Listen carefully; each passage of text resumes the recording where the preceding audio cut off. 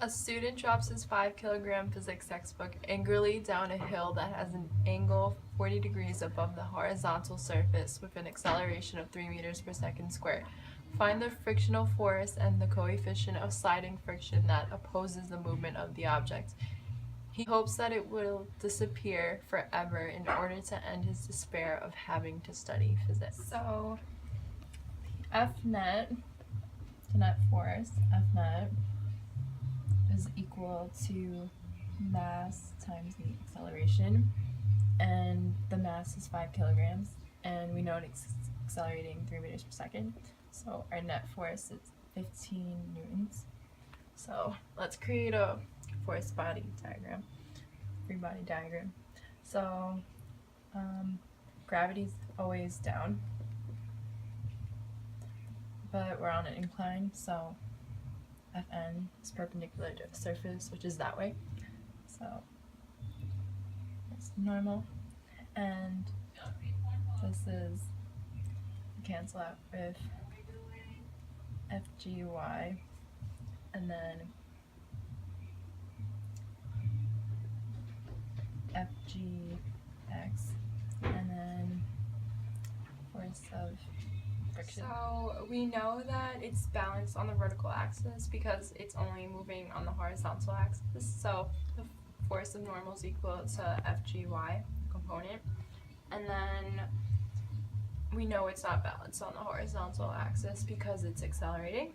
So now we solve using trig. And we know our hypotenuse to the triangle is 50 because the force of gravity equals mass times gravity, but in this case we just use 10 to make it simple. So if we write out FGY is equal to, this is hypotenuse. I mistakenly put the angle in the wrong spot. It's supposed to go between FG and FGY because that's where the angle always goes.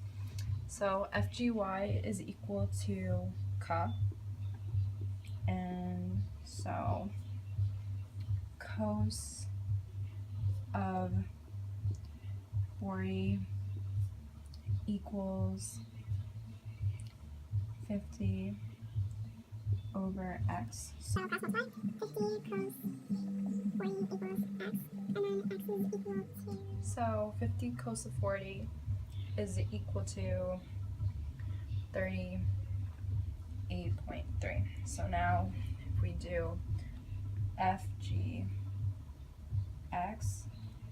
that's equal to so, and so sine of 40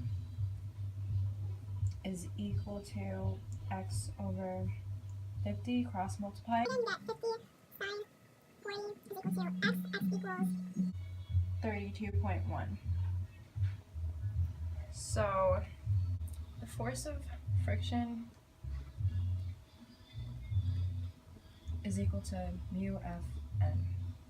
And our normal force is equal to FGY, and we solved FGY, and that was 38.3 is equal to mu. The force of friction is unknown. but we solved for the net force, and we got that the net force was equal to 15 newtons. So since FGX and FF are pointing opposite ways, you have to subtract. So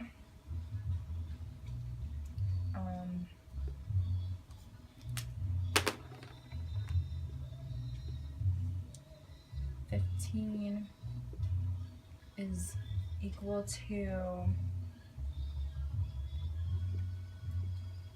FGX minus the force of friction, and we solved FGX, and we got that it equals 32.1 minus force of friction equals 15. you subtract 15 from both sides, and you get that 17.1 is equal to the force of friction, because then you have to add force of friction to both sides.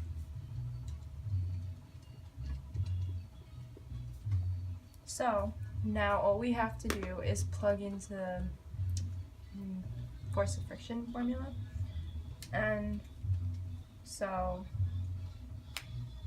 17.1 equals mu times 38.3 divide by 38.3 divide by 38.3. Mu is equal to 0.45. Thanks for watching.